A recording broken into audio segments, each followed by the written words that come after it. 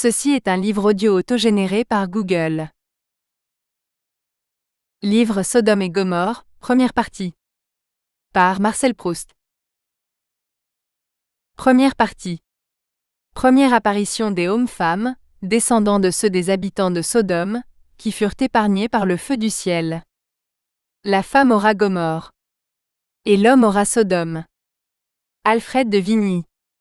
On sait que bien avant d'aller ce jour-là, le jour où avait lieu la soirée de la princesse de Guermantes, rendre au duc et à la duchesse la visite que je viens de raconter, j'avais épié leur retour et fait pendant la durée de mon guet, une découverte, concernant particulièrement monsieur de Charlus, mais si importante en elle-même, que j'ai jusqu'ici, jusqu'au moment de pouvoir lui donner la place et l'étendue voulue, différé de la rapporter.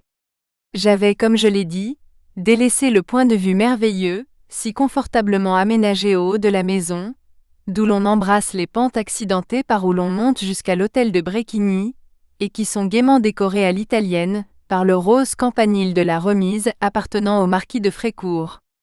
J'avais trouvé plus pratique, quand j'avais pensé que le duc et la duchesse étaient sur le point de revenir, de me poster sur l'escalier. Je regrettais un peu mon séjour d'altitude.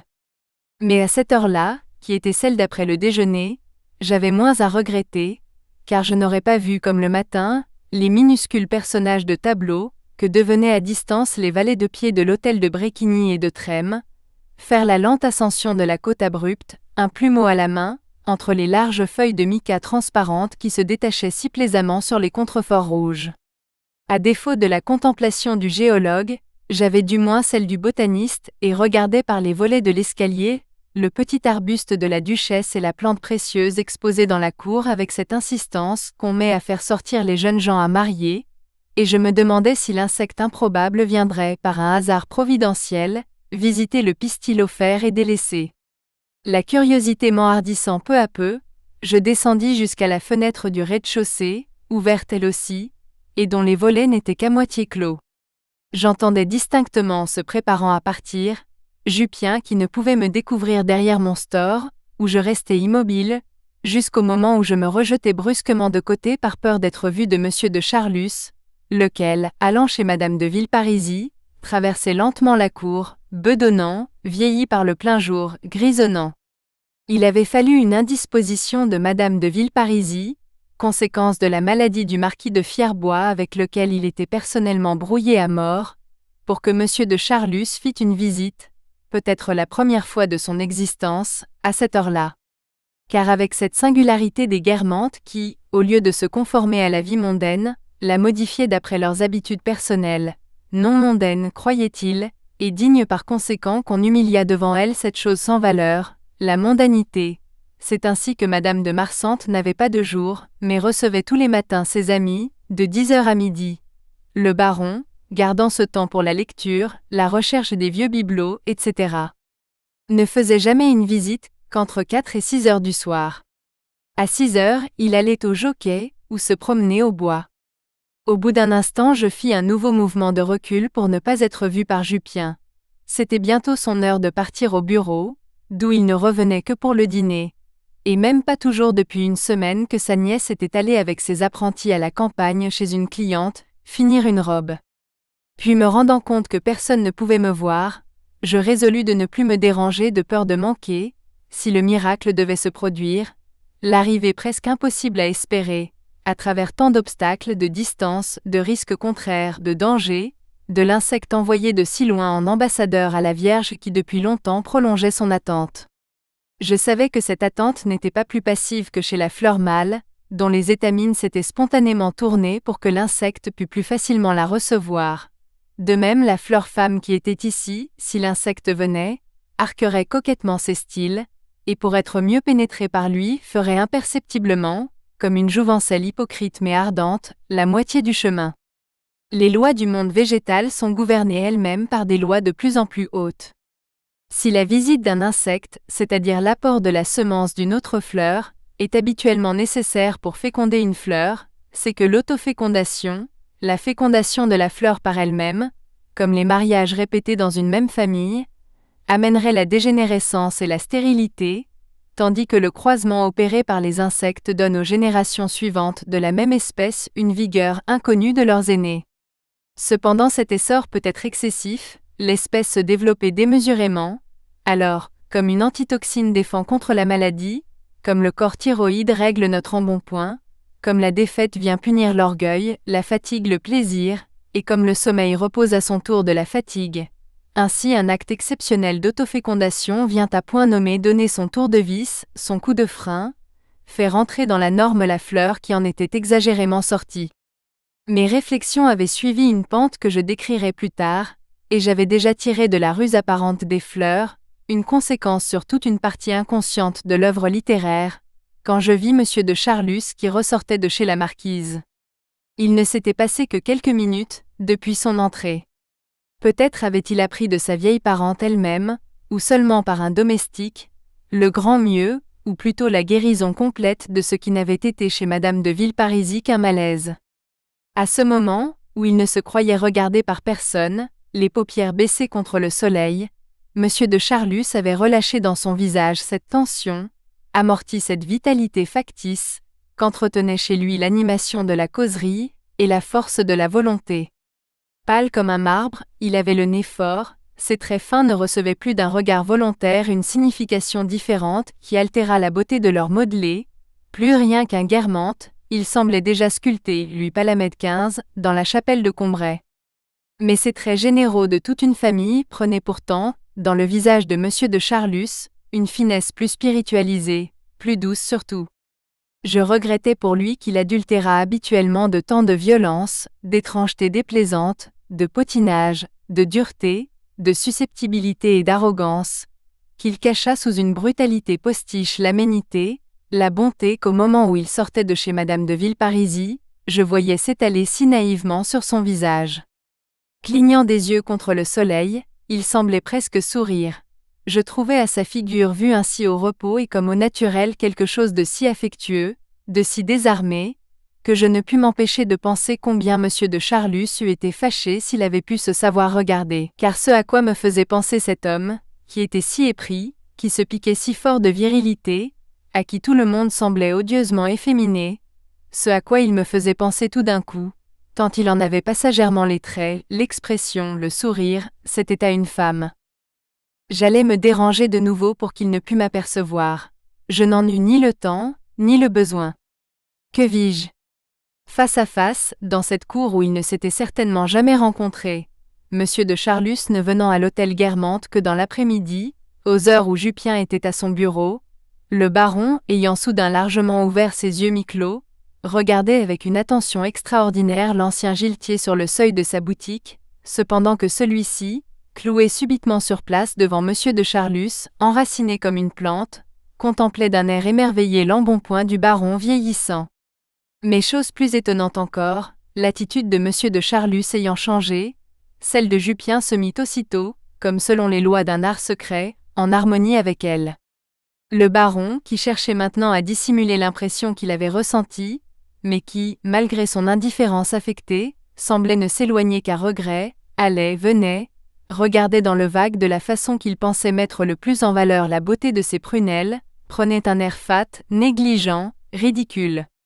Or Jupien, perdant aussitôt l'air humble et bon que je lui avais toujours connu, avait, en symétrie parfaite avec le baron, redressé la tête, donnait à sa taille un port avantageux, posait avec une impertinence grotesque son poing sur la hanche, faisait saillir son derrière, prenait des poses avec la coquetterie qu'aurait pu avoir l'orchidée pour le bourdon providentiellement survenu.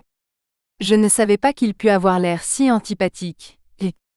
Mais j'ignorais aussi qu'il fût capable de tenir à l'improviste sa partie dans cette sorte de scène des deux muets, qui, bien qu'il se trouvât pour la première fois en présence de Monsieur de Charlus, semblait avoir été longuement répétée.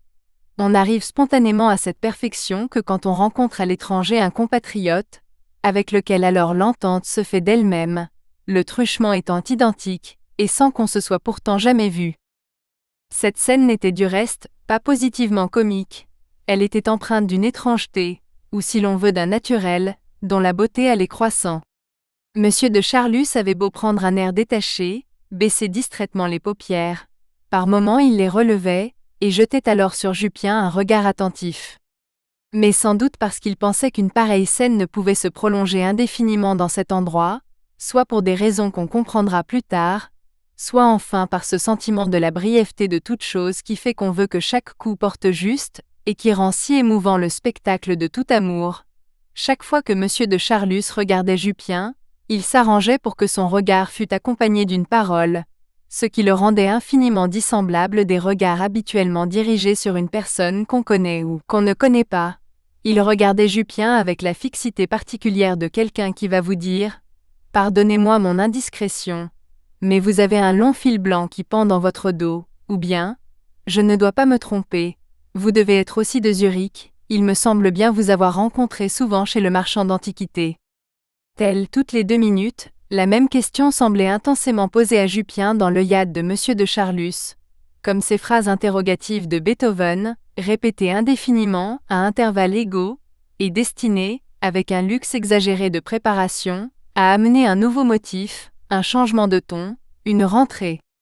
Mais justement la beauté des regards de M. de Charlus et de Jupien venait au contraire, de ce que, provisoirement du moins, ces regards ne semblaient pas avoir pour but de conduire à quelque chose. Cette beauté, c'était la première fois que je voyais le baron et Jupien la manifester.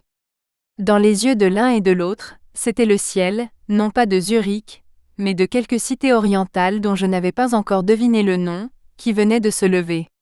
Quel que fût le point qui put retenir M. de Charlus et le Giletier, leur accord semblait conclu, et ces inutiles regards n'être que des préludes rituels, pareils aux fêtes qu'on donne avant un mariage décidé. Plus près de la nature encore, et la multiplicité de ces comparaisons est elle-même d'autant plus naturelle qu'un même homme, si on l'examine pendant quelques minutes, semble successivement un homme oiseau ou un homme insecte, etc. On eût dit 2 oiseaux, le mâle et la femelle, le mâle cherchant à s'avancer, la femelle, Jupien, ne répondant plus par aucun signe à ce manège, mais regardant son nouvel ami sans étonnement, avec une fixité inattentive, jugée sans doute plus troublante et seule utile, du moment que le mâle avait fait les premiers pas, et se contentant de lisser ses plumes. Enfin l'indifférence de Jupien ne parut plus lui suffire. De cette certitude d'avoir conquis à se faire poursuivre et désirer, il n'y avait qu'un pas, et Jupien, se décidant à partir pour son travail, sortit par la porte cochère. Ce ne fut pourtant qu'après avoir retourné 2 ou 3 fois la tête, qu'il s'échappa dans la rue, où le baron, tremblant de perdre sa piste, sifflotant d'un air fanfaron, non sans crier un au revoir au concierge qui, à demi-sou et traitant des invités dans son arrière-cuisine, ne l'entendit même pas, s'élança vivement pour le rattraper. Au même instant où M. de Charlus avait passé la porte en sifflant comme un gros bourdon, un autre, un vrai celui-là, entrait dans la cour. Qui sait si ce n'était pas celui attendu depuis si longtemps par l'orchidée, et qui venait lui apporter le pollen si rare, sans lequel elle resterait vierge. Mais je fus distrait de suivre les ébats de l'insecte, car au bout de quelques minutes, sollicitant davantage mon attention, Jupien, peut-être afin de prendre un paquet qu'il emporta plus tard et que, dans l'émotion que lui avait causée l'apparition de M. de Charlus, il avait oublié, peut-être tout simplement pour une raison plus naturelle, Jupien revint, suivi par le baron. Celui-ci, décidé à brusquer les choses, demanda du feu au Giletier, mais observa aussitôt « Je vous demande du feu, mais je vois que j'ai oublié mes cigares. » Les lois de l'hospitalité l'emportèrent sur les règles de la coquetterie. « Entrez, on vous donnera tout ce que vous voudrez, » dit le Giletier, sur la figure de qui le dédain fit place à la joie. La porte de la boutique se referma sur eux, et je ne pus plus rien entendre. J'avais perdu de vue le bourdon, je ne savais pas s'il était l'insecte qu'il fallait à l'orchidée, mais je ne doutais plus, pour un insecte très rare et une fleur captive, de la possibilité miraculeuse de se conjoindre, alors que M. de Charlus, simple comparaison pour les providentiels hasards, quels qu'ils soient, et sans la moindre prétention scientifique de rapprocher certaines lois de la botanique et ce qu'on appelle parfois fort mal l'homosexualité, qui, depuis des années, ne venait dans cette maison qu'aux heures où Jupien n'y était pas, par le hasard d'une indisposition de Madame de Villeparisis, avait rencontré le Giletier, et avec lui la bonne fortune réservée aux hommes du genre du baron par un de ces êtres qui peuvent même être, on le verra, infiniment plus jeunes que Jupien, et plus beaux, l'homme prédestiné pour que ceux-ci aient leur part de volupté sur cette terre, l'homme qui n'aime que les vieux messieurs. Ce que je viens de dire d'ailleurs ici, et ce que je ne devais comprendre que quelques minutes plus tard, tant adhèrent à la réalité ses propriétés d'être invisibles, jusqu'à ce qu'une circonstance les dépouillait d'elles. En tout cas, pour le moment j'étais fort ennuyé de ne plus entendre la conversation de l'ancien giletier et du baron. J'avisai alors la boutique à louer, séparée seulement de celle de Jupien par une cloison extrêmement mince. Je n'avais pour m'y rendre qu'à remonter à notre appartement, aller à la cuisine, descendre l'escalier de service jusqu'aux caves, les suivre intérieurement pendant toute la largeur de la cour, et arriver à l'endroit du sous-sol où l'ébéniste, il y a quelques mois encore, serrait ses boiseries, où Jupien comptait mettre son charbon, monter les quelques marches qui accédaient à l'intérieur de la boutique. Ainsi toute ma route se ferait à couvert, je ne serais vu de personne. C'était le moyen le plus prudent. Ce ne fut pas celui que j'adoptai, mais longeant les murs, je contournai à l'air libre la cour en tâchant de ne pas être vu. Si je ne le fus pas, je pense que je le dois plus au hasard qu'à ma sagesse. Et au fait que j'ai pris un parti si imprudent, quand le cheminement dans la cave était si sûr, je vois 3 raisons possibles, à supposer qu'il y en ait une. Mon impatience d'abord. Puis peut-être un obscur ressouvenir de la scène de Montjouvin, cachée devant la fenêtre de mademoiselle Vinteuil. De fait, les choses de ce genre auxquelles j'assistais eurent toujours dans la mise en scène, le caractère le plus imprudent et le moins vraisemblable, comme si de telles révélations ne devaient être la récompense que d'un acte plein de risques, quoiqu'en partie clandestin. Enfin j'ose à peine à cause de son caractère d'enfantillage, avouer la 3e raison, qui fut, je crois bien, inconsciemment déterminante. Depuis que poursuivre, et voir se démentir, les principes militaires de Saint-Loup, j'avais suivi avec grand détail la guerre des Boers, j'avais été conduit à relire d'anciens récits d'exploration, de voyage. Ces récits m'avaient passionné, et j'en faisais l'application dans la vie courante, pour me donner plus de courage. Quand des crises m'avaient forcé à rester plusieurs jours et plusieurs nuits de suite non seulement sans dormir, mais sans m'étendre, sans boire et sans manger, au moment où l'épuisement et la souffrance devenaient tels que je pensais n'en sortir jamais, je pensais à tel voyageur jeté sur la grève, empoisonné par des herbes malsaines, grelottant de fièvre dans ses vêtements trempés par l'eau de la mer, et qui pourtant se sentait mieux au bout de 2 jours, reprenait au hasard sa route, à la recherche d'habitants quelconques, qui seraient peut-être des anthropophages. Leur exemple me tonifiait, me rendait l'espoir, et j'avais honte d'avoir eu un moment de découragement. Pensant aux Boers qui, ayant en face d'eux des armées anglaises, ne craignaient pas de s'exposer au moment où il fallait traverser, avant de retrouver un fourré, des parties de rase campagne, il ferait beau voir, pensais-je, que je fusse plus pusillanime, quand le théâtre d'opération est simplement notre propre cour, et quand moi qui me suis battu plusieurs fois en duel sans aucune crainte, au moment de l'affaire Dreyfus, le seul fer que j'ai à craindre, est celui du regard des voisins qui ont autre chose à faire qu'à regarder dans la cour.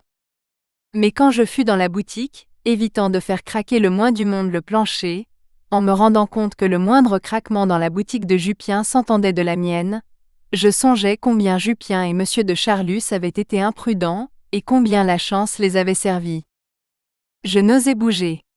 Le palefrenier des Guermantes, profitant sans doute de leur absence, avait bien transféré dans la boutique, où je me trouvais une échelle serrée jusque-là dans la remise. Et si j'y étais monté, j'aurais pu ouvrir le vasistas et entendre comme si j'avais été chez Jupien même. Mais je craignais de faire du bruit. Du reste c'était inutile. Je n'eus même pas à regretter de n'être arrivé qu'au bout de quelques minutes, dans ma boutique. Car d'après ce que j'entendis les premiers temps dans celle de Jupien, et qui ne furent que des sons inarticulés, je suppose que peu de paroles furent prononcées. Il est vrai que ces sons étaient si violents, que s'ils n'avaient pas été toujours repris un octave plus haut par une plainte parallèle, j'aurais pu croire qu'une personne en égorgeait une autre à côté de moi, et qu'ensuite le meurtrier et sa victime ressuscitée prenaient un bain pour effacer les traces du crime. J'en conclus plus tard qu'il y a une chose aussi bruyante que la souffrance, c'est le plaisir, surtout quand s'y ajoute, à défaut de la peur d'avoir des enfants, ce qui ne pouvait être le cas ici, malgré l'exemple peu probant de la légende dorée, des soucis immédiats de propreté. Enfin au bout d'une demi-heure environ, pendant laquelle je m'étais hissé à pas de loup sur mon échelle, afin de voir par le vasistas que je n'ouvris pas, une conversation s'engagea. Jupien refusait avec force l'argent que Monsieur de Charlus voulait lui donner. Au bout d'une demi-heure, Monsieur de Charlus ressortit. « Pourquoi avez-vous votre menton rasé comme cela » dit-il au baron d'un ton de câlinerie. « C'est si beau une belle barbe, fi. »« C'est dégoûtant, » répondit le baron. Cependant, il s'attardait encore sur le pas de la porte, et demandait à Jupien des renseignements sur le quartier. « Vous ne savez rien sur le marchand de marrons du coin, pas à gauche, c'est une horreur, mais du côté père, un grand gaillard tout noir. Et le pharmacien d'en face, il a un cycliste très gentil qui porte ses médicaments. » Ces questions froissèrent sans doute Jupien car se redressant avec le dépit d'une grande coquette trahie, il répondit « Je vois que vous avez un cœur d'artichaut. » Proféré d'un ton douloureux, glacial et maniéré, ce reproche fut sans doute sensible à Monsieur de Charlus qui, pour effacer la mauvaise impression que sa curiosité avait produite, adressa à Jupien, trop bas pour que je distinguasse bien les mots, une prière qui nécessiterait sans doute qu'ils prolongeassent leur séjour dans la boutique et qui toucha assez le giletier pour effacer sa souffrance, car il considéra la figure du baron, grasse et congestionnée sous les cheveux gris, de l'air noyé de bonheur de quelqu'un dont on vient de flatter profondément l'amour-propre, et se décidant à accorder à Monsieur de Charlus ce que celui-ci venait de lui demander, Jupien, après des remarques dépourvues de distinction telles que « Vous en avez un gros pétard », dit au baron d'un air souriant, ému, supérieur et reconnaissant, « Oui, va, grand gosse. » Si je reviens sur la question du conducteur de tramway, reprit Monsieur de Charlus avec ténacité, c'est qu'en dehors de tout, cela pourrait présenter quelque intérêt pour le retour. Il m'arrive en effet, comme le calife qui parcourait Bagdad pris pour un simple marchand, de condescendre à suivre quelques curieuses petites personnes dont la silhouette m'aura amusé. Je fis ici la même remarque que j'avais faite sur Bergotte. S'il avait jamais à répondre devant un tribunal, il userait non de phrases propres à convaincre les juges, mais de ces phrases bergotesques que son tempérament littéraire particulier lui suggérait naturellement et lui faisait trouver plaisir à employer. Pareillement, Monsieur de Charlus se servait, avec le giletier, du même langage qu'il eût fait avec des gens du monde de sa coterie, exagérant même ses tics, soit que la timidité contre laquelle il s'efforçait de lutter le poussa à un excessif orgueil, soit que, l'empêchant de se dominer, car on n'est plus troublé devant quelqu'un qui n'est pas de votre milieu, elle le força de dévoiler, de mettre à nu sa nature, laquelle était en effet orgueilleuse et un peu folle, comme disait Madame de Guermantes. Pour ne pas perdre sa piste, continua-t-il, je saute comme un petit professeur, comme un jeune et beau médecin, dans le même tramway que la petite personne, dont nous ne parlons au féminin que pour suivre la règle. Comme on dit en parlant d'un prince, est-ce que son Altesse est bien portante? Si elle change de tramway, je prends avec peut-être les microbes de la peste, la chose incroyable appelée correspondance, un numéro, et qui, bien qu'on le remette à moi, n'est pas toujours le numéro 1. Je change ainsi jusqu'à 3, 4 fois de voiture. Je m'échoue parfois à 11 heures du soir à la gare d'Orléans, et il faut revenir. Si encore ce n'était que de la gare d'Orléans.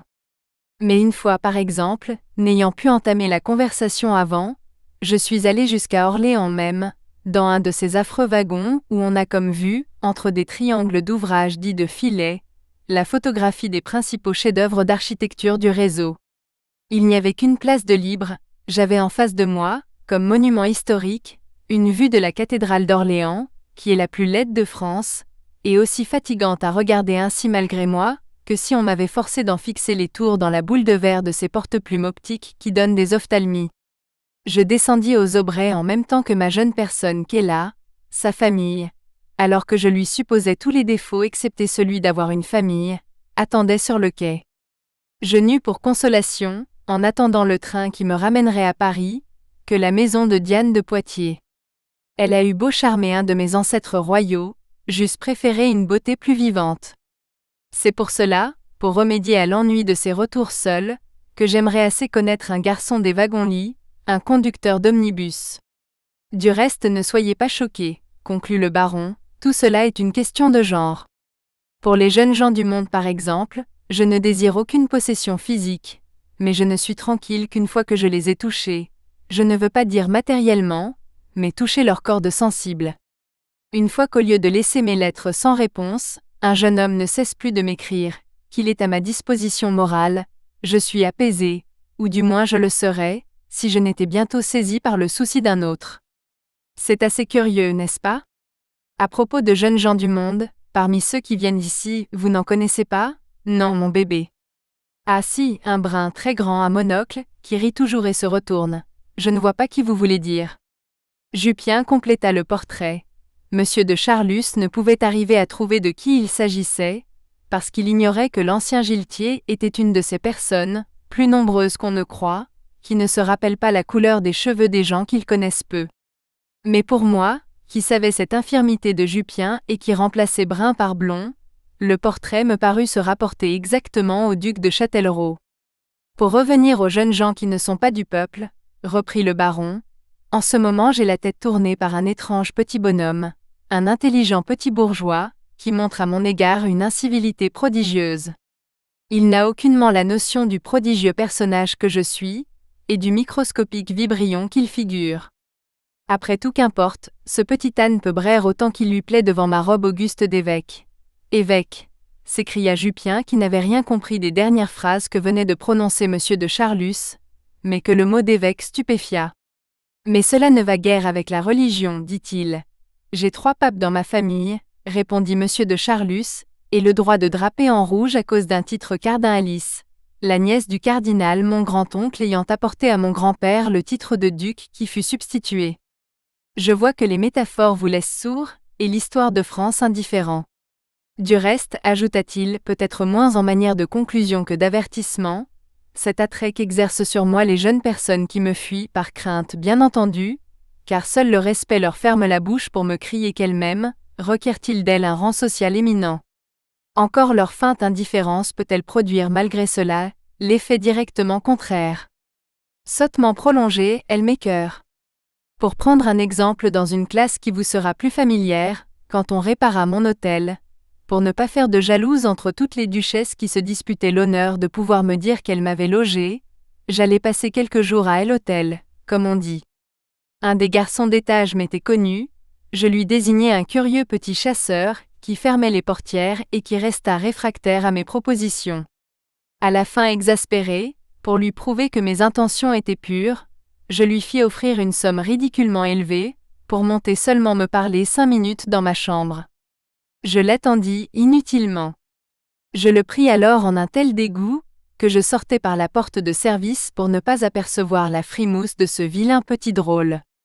J'ai su depuis qu'il n'avait jamais eu aucune de mes lettres qui avait été interceptée, la première par le garçon d'étage qui était envieux, la seconde par le concierge de jour qui était vertueux, la troisième par le concierge de nuit, qui aimait le jeune chasseur, et couchait avec lui à l'heure où Diane se levait. Mais mon dégoût n'en a pas moins persisté, et m'apporterait-on le chasseur comme un simple gibier de chasse sur un plat d'argent, je le repousserais avec un vomissement. Mais voilà le malheur, nous avons parlé de choses sérieuses, et maintenant c'est fini entre nous pour ce que j'espérais. Mais vous pourriez me rendre de grands services, vous entremettre, et puis non. Rien que cette idée me rend quelque gaillardise et je sens que rien n'est fini. Dès le début de cette scène, une révolution, pour mes yeux dessillés, s'était opérée en monsieur de Charlus, aussi complète, aussi immédiate que s'il avait été touché par une baguette magique.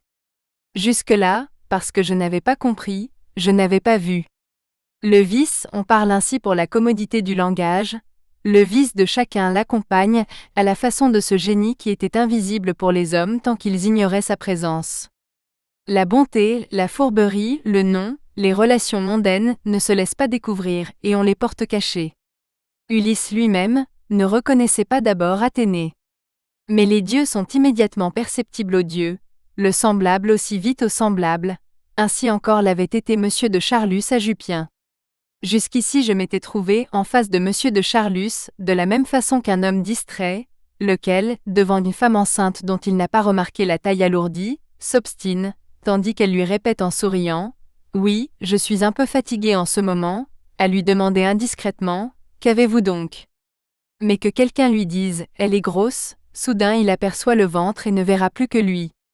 C'est la raison qui ouvre les yeux, une erreur dissipée nous donne un sens de plus. Les personnes qui n'aiment pas se reporter comme exemple de cette loi aux messieurs de Charlus de leur connaissance, que pendant bien longtemps elles n'avaient pas soupçonné, jusqu'au jour où sur la surface unie de l'individu pareil aux autres, sont venues apparaître, tracées en une encre jusque-là invisible, Les caractères qui composent le mot cher aux anciens Grecs, non pour se persuader que le monde qui les entoure leur apparaît d'abord nu, dépouillé de 1000 ornements qu'il offre à de plus instruits, qu'à se souvenir combien de fois, dans la vie, il leur est arrivé d'être sur le point de... Nous espérons que vous avez apprécié cet aperçu. Pour continuer à écouter ce livre audio sur Google Play Livres, utilisez le lien dans la description de la vidéo.